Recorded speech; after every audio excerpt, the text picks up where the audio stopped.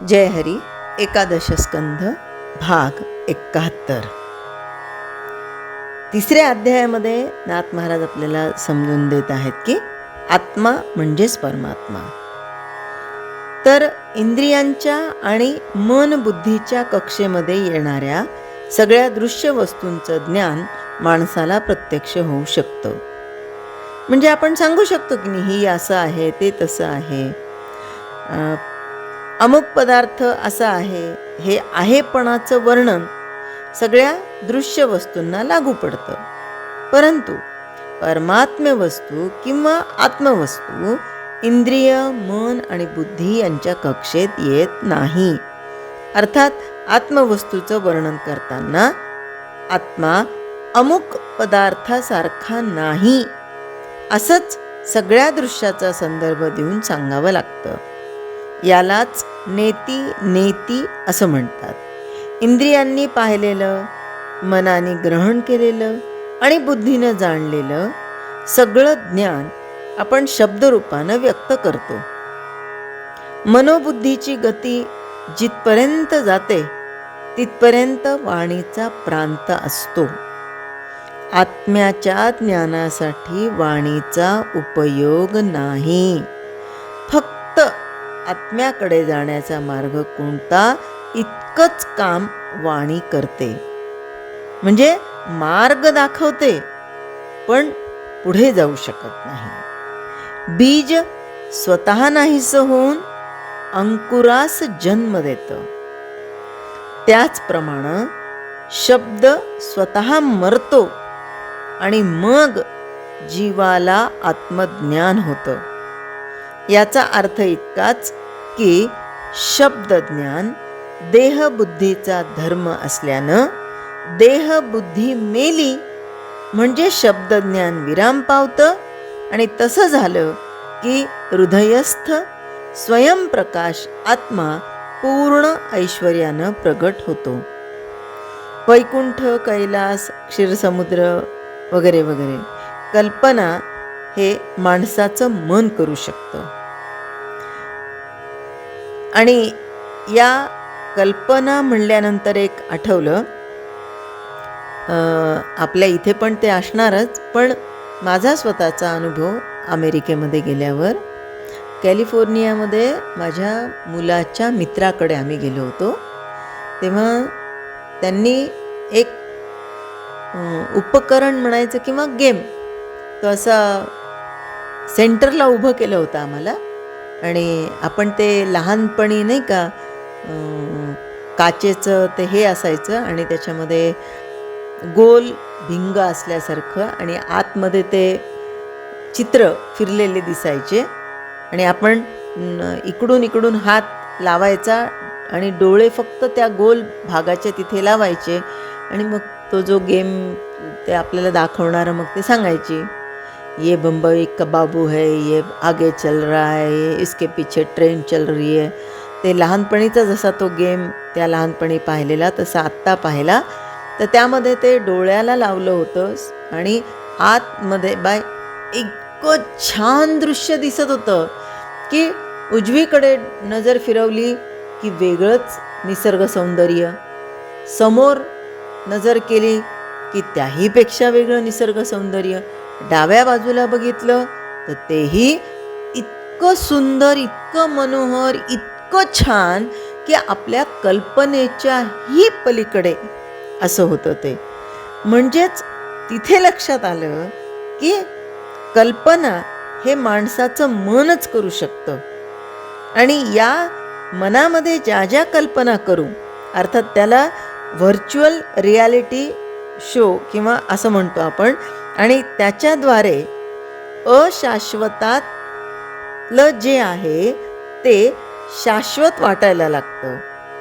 असं काहीतरी ते बघितलं आणि तेव्हाच लक्षात आलं की या सगळ्या ज्या गोष्टी आहेत त्या आपण कल्पना करतो. मग हे कल्पना करणारं कोण आहे, तर माणसाचं मन आहे. पण तेच मन आत्मस्वरूपाची खरी कल्पना करूच शकत नाही. त्रिभुवनाची कल्पना करणारं मन आत्मस्वरूपामध्ये शिरू शकत नाही. वस्तूचा धर्म ओळखून तिच्या स्वरूपाचा निश्चय करणं हा बुद्धीचा धर्म आहे. पण तिला देखील आत्मा अगम्यच राहतो.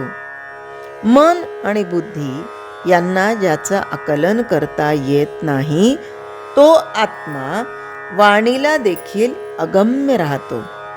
शब्दाला आत्मस्वरूप गोचर होत नाही.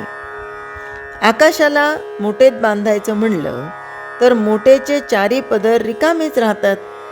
तसं शब्दानं आत्मस्वरूप आकलन करू लागलं तर शब्दाचा अर्थरूप धर्मच नाहीसा होतो. प्राणाच्या सत्तेनं इंद्रिय हालचाल करतात. आता आपल्या देहामध्ये प्राणमय कोश, मनोमय कोश, अन्नमय कोश, विज्ञानमय कोश हे सगळे आहेत. आता या प्राणाच्या सत्तेनं इंद्रिय हालचाल करतात म्हणजेच कोण आहे? तर प्राणमय कोश आहे. आता हा प्राणमय कोश म्हणजे कसा? तर 5 प्राण आणि 5 कर्मेंद्रिय असं मिळून हा प्राणमय कोश होतो, किंवा 5 प्राण आणि 5 उपप्राण. आता हे उपप्राण कोणते? आता 5 प्राण तर सगळ्यांना माहिती आहेत. व्यान, उदान, समान, अपान हे सगळ्यांना माहिती आहेत. तर उपप्राण हे कोणते आहेत? तर नाग उपप्राणामध्ये. या नाग या उपप्राणाद्वारे काय होतं? तर व्यक्ती ढेकर देतो. दुसरा उपप्राण कूर्म, याच्या संगतीने किंवा या प्राणामुळे व्यक्ती काय करतो? तर डोळ्यांची उघडझाप करतो. तिसरा उपप्राण कृकल प्राण, यामुळे शिंक येते. चौथा उपप्राण देवदत्त, यामुळे व्यक्तीला जांभई येते. 5वा उपप्राण धनंजय, हा शरीरामध्ये असतो आणि शेवटी शवालाही तो फुगवतो. तर प्राणाच्या सत्तेनं व्यक्तींची इंद्रिय हालचाल करतात. हालचाल म्हणजे क्रियाशक्तीचं व्यक्त रूप होय. म्हणूनच आपण काय म्हणलं? 5 प्राण आणि 5 कर्मेंद्रिय म्हणलं, नाही का? तर कोणत्याही क्रियेला आत्मा आकलन होत नाही. मग इंद्रियांना तो कसा सापडणार? डबक्याच्या पाण्यात सूर्याचं प्रतिबिंब पडतं, पण त्यामुळं सूर्य काही ओला होतो का? नाही. मन, बुद्धी, इंद्रिय या सगळ्यांना प्रेरणा देणारा आत्मा, त्यांना आकलन होईल हे कसं शक्य आहे? सगळं दृश्य ओलांडून राहणारा आत्मा मनाचं मूळ मन आहे. बुद्धीची ज्ञानमय बुद्धी आहे. डोळ्याचा मूळ डोळा आहे. कानाचा लक्षरूप मूळ कान आहे. तसंच तो नाकाचं मूळ नाक आहे. जिभेची मूळ जीभ आहे. त्वचेची त्वचा आणि जीवाचाही अंतर्यामी जीव आहे. तो इंद्रियांना प्रेरणा देतो आणि कर्म करून अकर्ता राहतो. म्हणजे कर्म केल्यानंतरही करते पण स्वतःकडे घेत नाही. असा आत्मा इंद्रियांचा विषय होणं कदापिही शक्यच नाही. बुद्धी सूक्ष्म असली तरी आत्म्यापर्यंत ती पोहोचू शकत नाही. मनपणानं मन तिथपर्यंत जाऊ शकत नाही. कान, डोळे, नाक यांच्या विषय संयोगानं तो भेटू शकत नाही. प्राणाला त्याच्यापर्यंत जाता येत नाही. त्याच्याकडे जाण्याचा प्रयत्न करत असता वाणी लाजते आणि आपणहूनच मागे परतते. आता एखाद्याला लक्षात नाही येणार की हे असं का होतं, की वाणी लाजते आणि आपणहूनच मागे परतते. तर यासाठी आपण एक रामायणातला दृष्टांत बघूया. सीतेचं नवीन नवीन लग्न झालेलं होतं. तिच्या सगळ्या मैत्रिणी तिच्यासोबत होत्या आणि सगळ्यांचे राजमुकुट एका रांगेमध्ये ठेवलेले होते. आता मैत्रिणींची उत्सुकता, हे सगळे राजमुकुट बघितल्यानंतर ते सीतेला म्हणतात, का गं म्हणे सीते, हे राजमुकुट कुणाकुणाचे आहेत?